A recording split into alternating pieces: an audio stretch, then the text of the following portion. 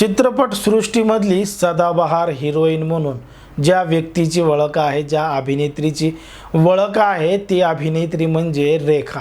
रेखा ही तिचं जे सौंदर्य आहे ते अजूनही कायम आहे. रेखा ज्या ज्या कुठल्या कार्यक्रमामध्ये जाते त्यावेळी तिची मोठ्या प्रमाणात चर्चा होते.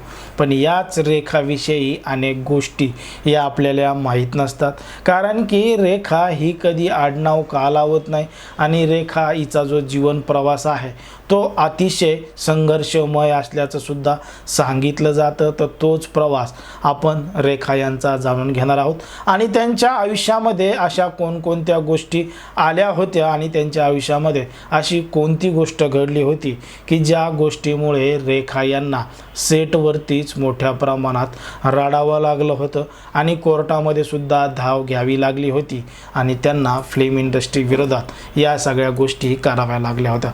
नेमकं काय घडलं होतं त्यांच्यासोबत आणि कोणी केलं होतं सगळं हे आपण अगदी सविस्तरपणे जाणून घेणार आहोत.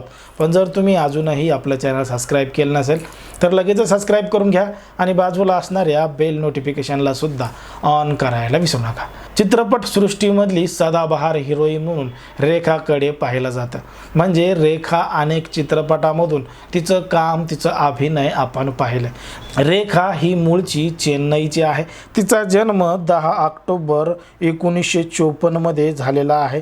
South Indian actor Gemini Ganesan व पुष्पावल्ली या दोघांची मुलगी ही रेखा आहे. पण मात्र या दोघांचंही लग्न झालेलं नव्हतं आणि बिना लग्नाची जन्म झालेली मुलगी म्हणजे रेखा आहे. म्हणून रेखा ही फक्त तिचं नाव लावते, आडनाव लावत नाही. रेखाचं आयुष्य, रेखाची जीवनकथा ही खूप संघर्षमय आहे. तिला चित्रपटसृष्टीमध्ये येण्यासाठी सुद्धा मोठा संघर्ष करावा लागला आणि जेव्हा ती चित्रपटसृष्टीमध्ये आली, तिचा अभिनय दाखवत होती, तेव्हा मात्र एका अभिनेत्यानं याच चित्रपटाच्या शूटिंग दरम्यान तिच्यावर जबरदस्ती केली होती आणि तिला एका चित्रपटामध्ये किस केलं होतं. तेही चक्क 5 मिनटं. चक्क 5 मिनटं रेखासोबत किसिंग सीन करणारा अभिनेता होता आणि त्या अभिनेताचं नाव होतं विश्वजित. विश्वजित आणि रेखा या दोघांचा जो चित्रपट होता अंजना सफर, याच अंजना सफरमध्ये रेखाचा आणि विश्वजितचा एक भेट होती आणि या भेटीदरम्यान त्यांचा एक सीन होता. पण मात्र दिग्दर्शकाने स्क्रिप्टमध्ये हा किसिंग सीन आहे असं रेखाला सांगितलेलं नव्हतं. फक्त बेडरूममध्ये एकमेकांची भेट आहे, गळाभेट आहे असंच सांगितलं होतं. आणि जेव्हा दिग्दर्शकाने या सीनला सुरुवात केली आणि सीन सुरुवात करताना ॲक्शन म्हणलं, हे दोघं जण इकडून आले, ती हिरोईन इकडून आली आणि रेखा आणि विश्वजित हे एकमेकांना भेटले आणि विश्वजितनं कॅमेऱ्यासमोरच रेखाला किसिंग करायला सुरुवात केली आणि रेखाने सुद्धा त्याला विरोध केला नाही. तिला सुद्धा वाटलं की ह्या चित्रपटाचाच भाग आहे. पण चक्क ह्या जो किसिंग सीन होता तो 5 मिनटं लगातार चालला आणि डायरेक्टरसुद्धा बघतच राहिला. तिथं असणारे जे लोक होते ते सगळे बघतच राहिले आणि 5 मिनिटांनंतर डायरेक्टर कट म्हणला आणि मग सगळ्यांनी तिथं असणाऱ्या लोकांनी जोरजोरात टाळ्या वाजवल्या, शिट्ट्या वाजवल्या आणि त्या दोघांचं कौतुक देखील केलं. पण मात्र सेटवर रेखाला हे सगळं करताना मोठं दुःख झालं आणि ती त्या ठिकाणीच रडू लागली.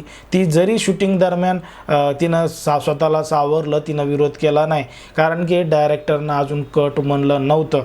पण कट म्हणल्यानंतर मात्र ती डायरेक्टरवर, हिरोवर भडकली आणि तिनं याला विरोध केला की तुम्ही मला असं का सांगितलं नाही, चित्रपटामध्ये असा सीन अचानक का घेतला. अशा पद्धतीनं ती तक्रार करू लागली आणि त्याच ठिकाणी ढासाढासा रडूसुद्धा लागली.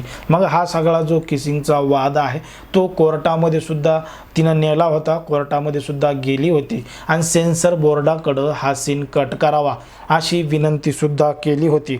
आणि हे सगळं जे प्रकरण चालू होतं याच प्रकरणाची दखल अमेरिकेच्या एका लाईफ मॅगझिननं सुद्धा घेतली होती आणि त्यावर टायटल दिलं होतं की किसिंग क्रेसेस ऑफ इंडिया असं नाव त्यानं त्या मॅगझिनला दिलं आणि त्यामध्ये रेखाची संपूर्ण जी घडलेली घटना होती ती त्या मॅगझिनमध्ये छापली.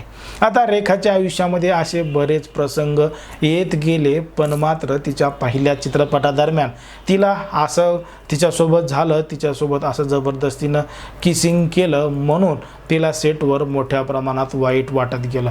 पण जसं जसं आयुष्याचा संघर्ष करत असताना पुढे अनेक चित्रपटामध्ये काम करत गेली. मग तिचे याच पद्धतीनं सीन वाढत गेले. कधी ओमपुरी असतील अशा लोकांसोबत रेखाचे इंटिमेट सीन वाढत गेले आणि रेखा ही मोठ्या प्रमाणात फेमस होत गेली. आणि आज या सगळ्या आयुष्यामध्ये रेखा ही एकाकी जीवन जगत असतानाच आपल्याला या चित्रपटसृष्टीमध्ये दिसते. आता एकाकी जीवन जगत असली तरीसुद्धा तिच्या आयुष्यामध्ये बरेच कलाकार, बरेच अभिनेते हे येऊन गेलेले आहेत, पण मात्र कायमस्वरूपी साथ रेखांना कोणीही दिलेली नाही.